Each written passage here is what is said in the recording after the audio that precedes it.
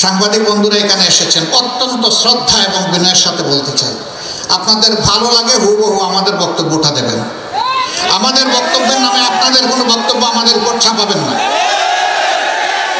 গতকাল সাতক্ষীরায় আমার উপরে জুলুম একটা মিডিয়া থেকে, আমি ঢাকায় গিয়ে তাদের কর্মকর্তাদের সাথে বসবো, আমরা কি অপরাধ করেছিলাম, তাদের কি ক্ষতি করেছিলাম, আমাদের নামে কেন তারা এই অপবাদ দিলেন। মিডিয়াকে আমি স্যালিউট জানাই। আপনাদের দায়িত্ব হচ্ছে কালোকে কালো, সাদাকে সাদা বলা। আমার মধ্যে কোনো কালো থাকে আমাকে ছাড় দেবেন না, কিন্তু আমার সাদা পোশাক কেউ কালো করবেন না।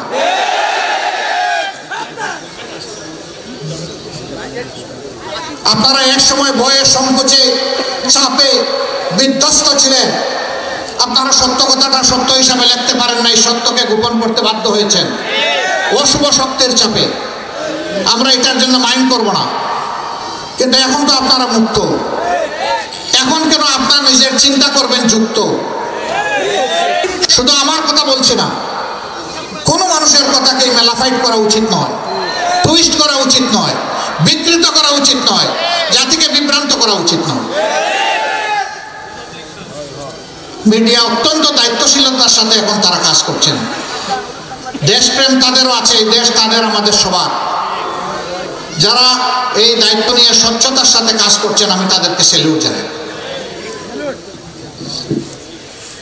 আপনাদের পাশে আমরা আছি।